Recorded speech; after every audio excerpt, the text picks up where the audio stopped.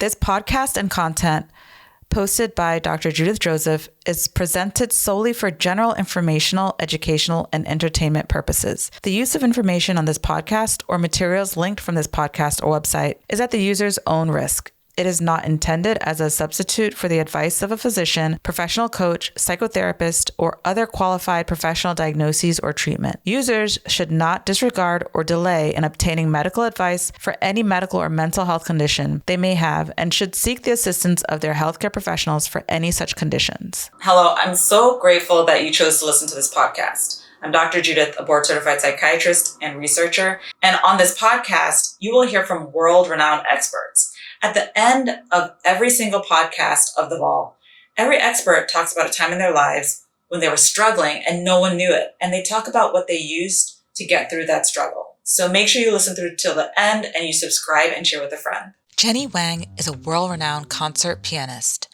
and she was a 2-time top piano teacher recognized by Steinway & Sons and a Yamaha distinguished guest artist.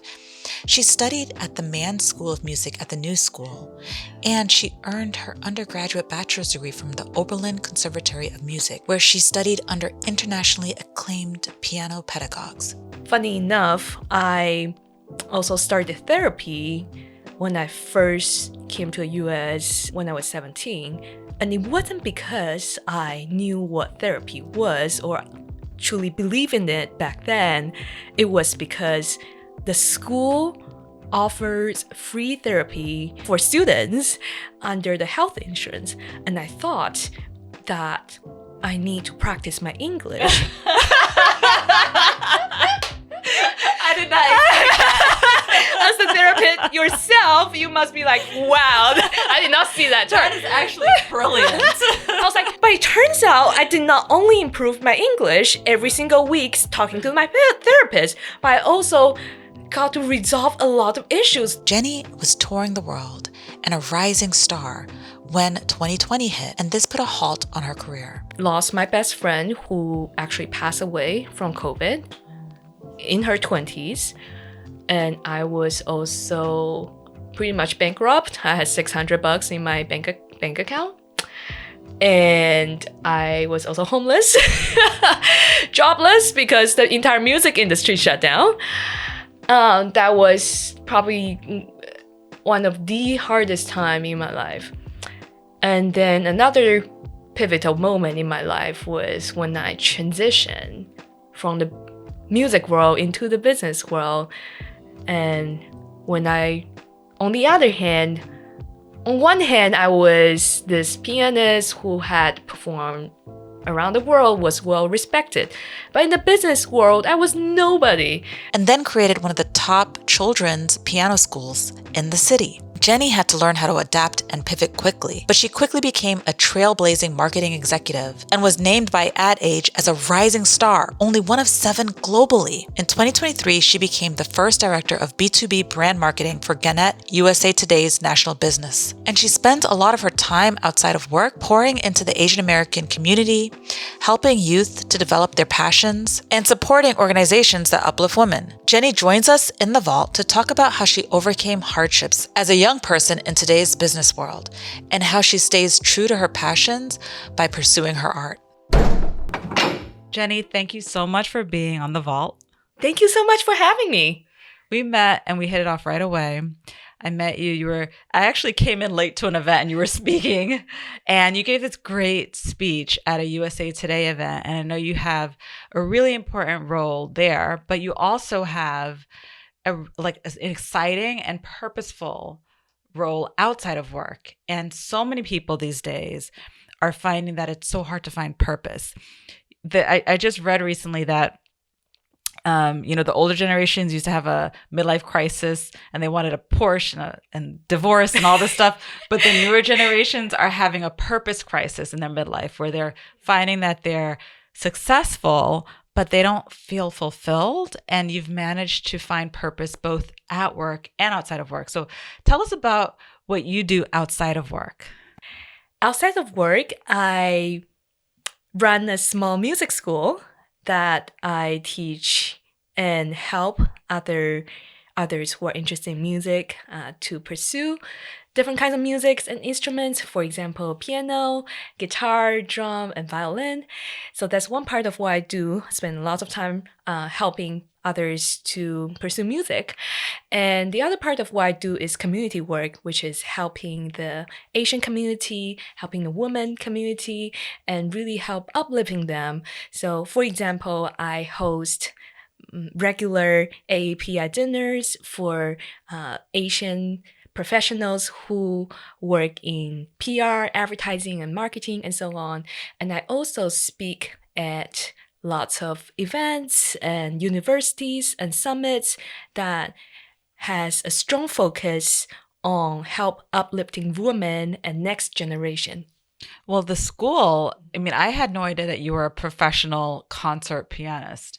And then, doing that work with young musicians, it must be incredibly fulfilling. How did you go from being a concert pianist to a businesswoman and then to someone who is really a community organizer? It is a great story, actually. I always knew that I wanted to go into business. Like some part of me always knew that growing up.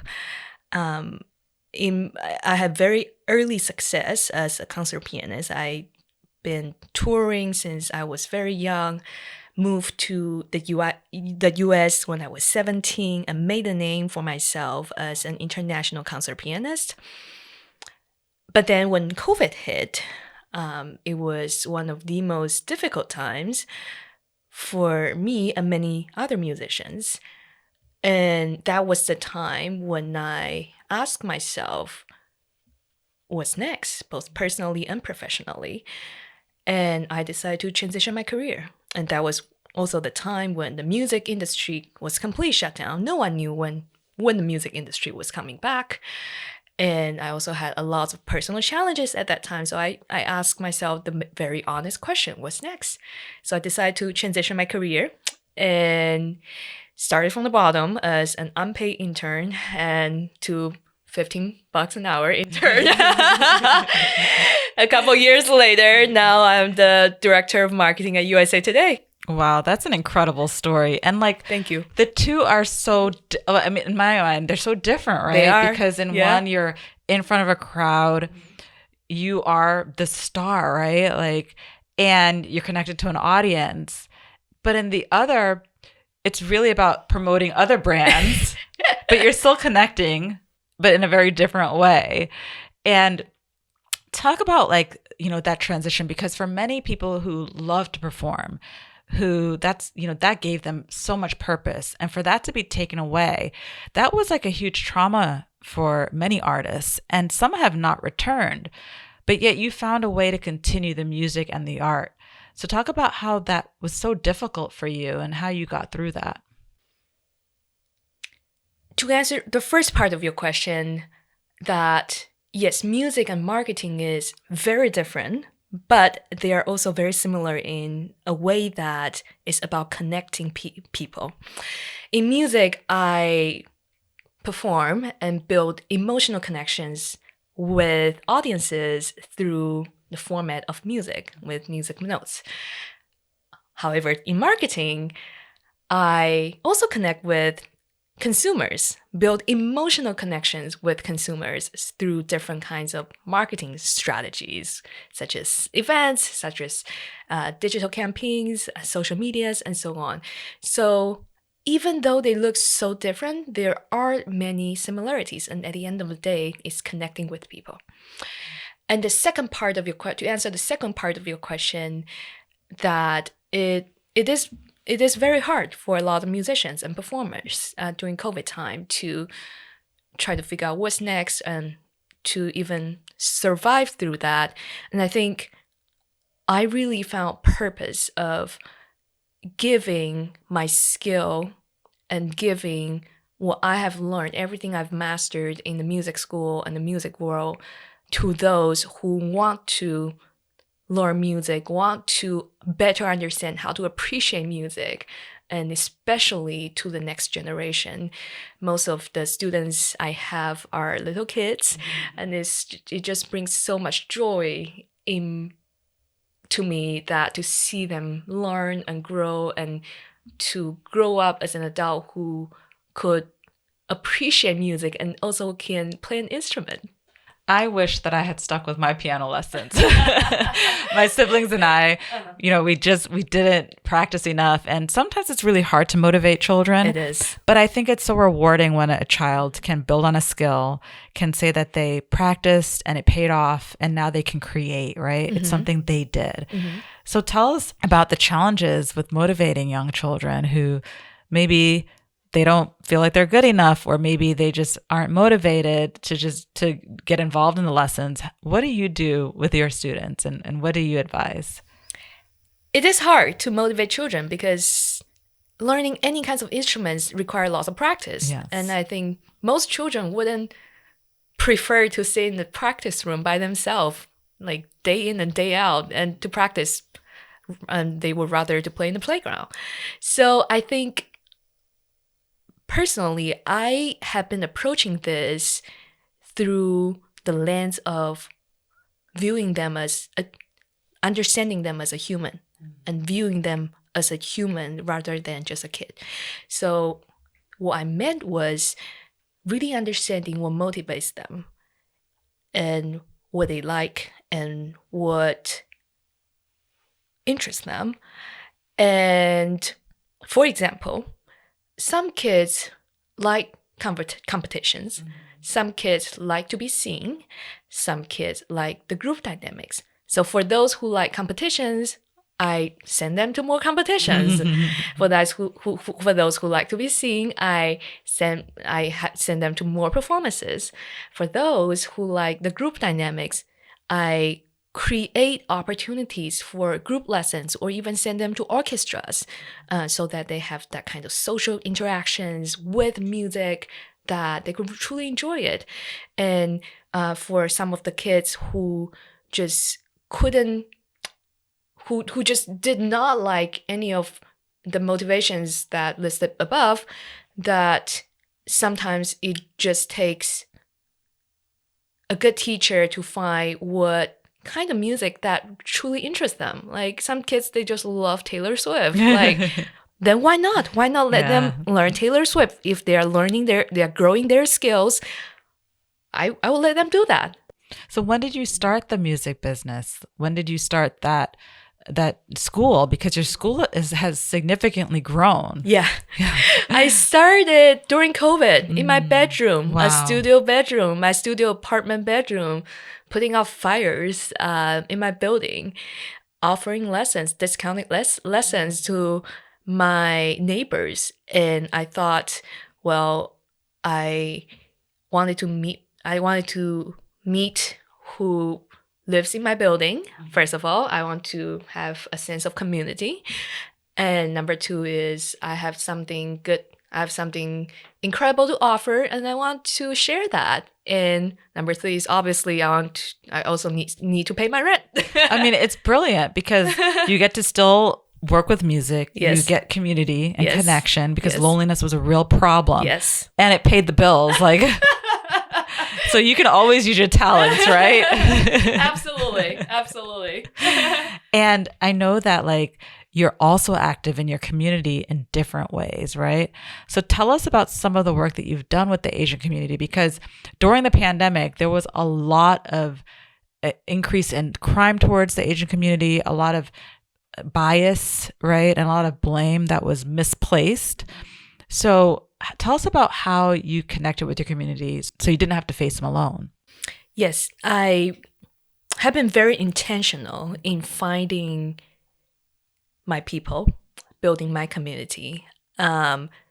In particularly for Asian community, I tackle it through several different aspects. One is professionally, that, for example, I was the global lead for the Asian Leaders Circle for Omnicom Group, which is one of the largest media group in the world. That I launched the first ever cultural program within it, which connect all the Asian employees and other employees who are interested in learning Asian culture through interactive workshops and arts, music, which is something that I have expertise in, and to connect them through these soft cultural events and cultural understandings. And that's professionally. And personally, I have been very intentionally to give back to the community, whether it's supporting those Asian nonprofit organizations that I believe in, or just pay a visit to Chinatown from time to time, or mentoring those Asian students who needed help, needed the resource, needed the advice as they growing into the workplace. So that's personally what I have been doing as well. And outside of that, I also have been hosting regular Asian dinners and just gather all the brightest minds in the Asian communities from all different industries, put everyone together and to connect and to create new ideas and new projects, new initiatives that uplift everyone. Well, when you and I met, yeah, you told me an interesting part of your story, right? Because you came to this country when you were 17 on your own. And, I could only imagine what that was like for you, because it sounds like you've been through a lot of challenges in your life, the pandemic, having to pivot, starting a business, dealing with what was happening in the community in terms of like the bias. Tell us about coming to this country at 17, because I think that is such a unique experience that many people don't have. I'm not going to lie. It's one of the hardest things I had to do. And prior to coming to the US when I was 17, I actually never been here. Wow. And just throw the dice and decide to move here. Just kidding. But I knew I always wanted to come here. I knew I always wanted to come here. So was this after college already? No, that was like high school. Last year of high school, I came here and then I applied for college. I got accepted to a couple of top colleges here. So came here for college by myself, and my parents are still in China. It was very tough when I came here that I did not speak the language that well. I did not understand the culture, did not understand how things work, and so many lingos. I just didn't get it. I have to Google it under the table. And all of that to say yes, it was challenging, but it also opens a whole new world for me that I never knew how my life was going to turn out to be. But that must be, for a 17-year-old, without the parents, new language, new country, that must have been overwhelming. It was. It sounds like you leaned on community during the pandemic. And then now, what did you do then? So when I first moved to the US when I was 17, I had an amazing mentor who was my piano teacher, who not only taught me piano, but also taught me how things work in the US and how to take care of myself, both in terms of school and personally. So I credit a lot of my success to him, to all his guidance and mentorship. And secondly, funny enough, I also started therapy when I first came to the US when I was 17.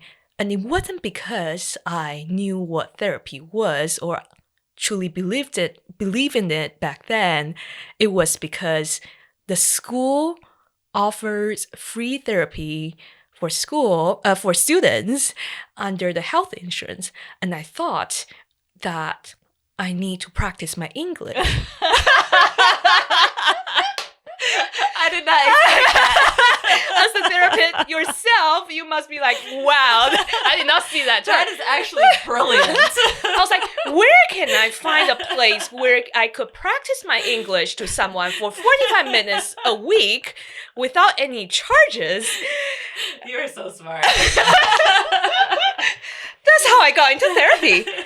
But it turns out I did not only improve my English every single week talking to my therapist, but I also got to resolve a lot of issues that I did not realize I had.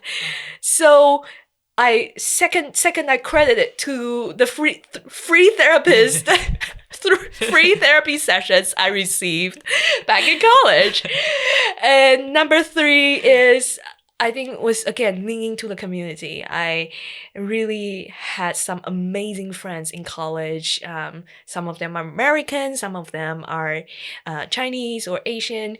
They all taught me a lot, and whether it's the American culture or how to survive in this country by myself, and they have helped me so much along the way. So, yeah. Well, when I first started therapy, it was low cost, and I didn't think I needed it. It was offered by my program, my psychiatry program. I had switched from anesthesia to psychiatry, and they were like, everyone should be in therapy. And I was like, I don't need that. That's for people with severe mental illness. Yeah. Wow, was I wrong? Yeah. Like, I learned so much in therapy, Absolutely. So much about my trauma. Yes. And so, yes, if you're listening and you have the option for free or low-cost therapy, take it. Yes, absolutely agree. Yeah. You do so much work for women's initiatives. And I recently saw you at NASDAQ and with a bunch of women leaders. And if you could tell a young woman who's listening to this right now, who's feeling lost, feeling like a lack of purpose, what are 3 things that she can do to live a more purposeful life if she's feeling stuck? I think number 1 is start with something small. The baby steps are important, and I think start with exploring what your passion and purpose are, and start trying out different things that interest you. And after the first round of selections, you could kind of get a sense of what you like, what you don't like, and go back to those you truly found interesting and wanted to try again. And that's how you first identify your passion. And as for purpose, I think purpose work a lot reside with passions hand to hand. So your purpose could be your passion, and I think they could coexist. And so start from there. You could maybe start with once a month with your, whether it's your passion projects, your purpose projects, once a month, and scale it up to multiple hours a month or multiple hours a week. Depends on your schedule and your focus at the moment. So I would say number 1 is start with baby step. Number 2, I really encourage the women out there to, I know this has been told so many times, but truly believe in themselves, regardless what other people said, and do not care that much of what others' opinions, because you know yourself the most, and no one knows you like you do.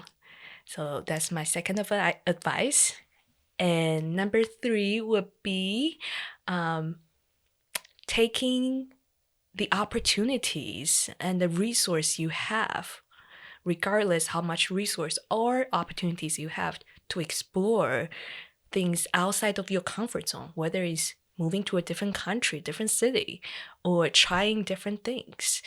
Really move out of your comfort zone and to see the world outside of your little circle.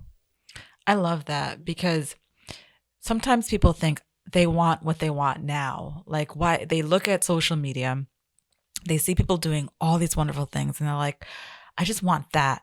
They don't see the struggle. Yeah. They don't see that the person like 5 years ago was posting videos that nobody was looking at, right? And, the small things, they matter. Just getting out of bed every day and saying, I'm going to try something new. That's small, right? The believing in yourself, there's only going to be one you, ever. If you don't love yourself, why would you expect someone else to, So start by loving you.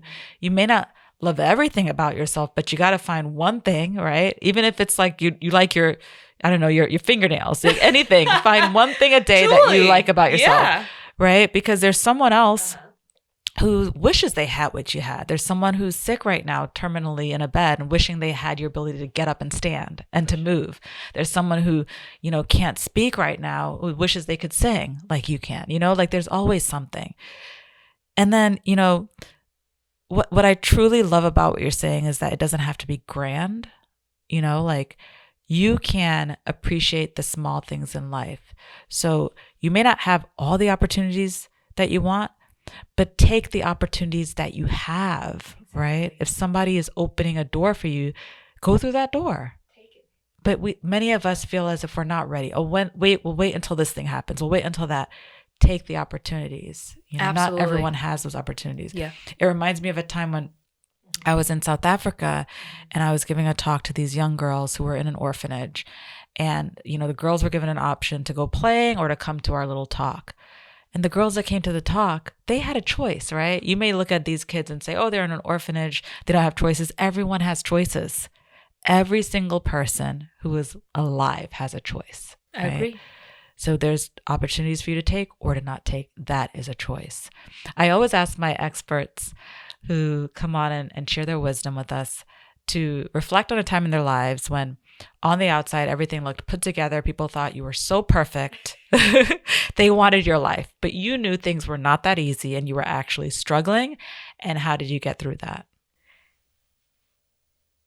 I love this question because I think people actually connect with you more with your challenges, your insecurity, more than your success. And I am more than happy to share some of the challenges I have. Finally got a platform to share some of those. I think it's really hard to pick only one major challenge, but I will share a couple of major challenges I had in life. The first one, obviously, was moving to the US when I was 17 by myself. As I mentioned earlier, it was incredibly difficult. And then the number two pivotal moment of my life was during COVID time, that I lost my best friend who actually passed away from COVID in her 20s. And I was also pretty much bankrupt. I had $600 in my bank account. And I was also homeless, jobless because the entire music industry shut down. That was probably one of the hardest time in my life. And then another pivotal moment in my life was when I transitioned from the music world into the business world. And when on one hand, I was this pianist who had performed around the world, was well respected. But in the business world, I was nobody. No one wanted to take an interview with me. Everyone said no, regardless how many resumes I put out there, just no one even called me back. So during all these very, very challenging time in my life, I've been dealing with them through the following methods. So number one is linking to your community. I think we talk a lot about community today. Linking to your community, whether it's your friends, your family, people who believe in you, your mentor. And number two is going to therapy. Mm-hmm. Because these emotionally challenging time could really have long-term impact in your mental health. And you have to have professional therapists to help you guide through those time. And number three is find a passion project to divide your focus a little bit. So for example, during COVID time, when I was pretty much at the lowest low in my life, like jobless, homeless, bankrupt, everything, I somehow was able to manage to found a few passion projects that I started to create some content, like piano content online, started posting different stuff online, and starting to create new projects and helping other artists to find jobs, even though I couldn't find a single job out there. But I think those passion projects and purposeful projects really swift my focus on just thinking about how miserable I was, how suck life was, how unfair life was, and really just shift my focus to these purpose and help me go through those very difficult times. You know, what you described was so vulnerable. And thank you for sharing that. And it points to what we know about joy, right? You may not have been the happiest, right? Happiness is this idea and this state. But the joy, those are the moments, right? The connection, the finding purpose, the lighting up when a video comes up. Those points of joy, when you add them up, they're what makes life happy, right? But so many of us, we're just like waiting and holding our breaths for happy. We're missing out on joy. Thank you so much for coming on the podcast. This was such a powerful episode. Where can we find you and follow you and learn more about your work and your incredible business? Thank you so much, Judith. It has been a wonderful conversation, and I hope our conversation could inspire more people. And where can we find you and follow you? You can find me and follow me on social medias and on internet. My name is Jenny Huang, and my Instagram is the Jenny Huang, and my website is jennyhuangmusic.com. Oh, thank you. This is incredible. Thank you for listening to this podcast.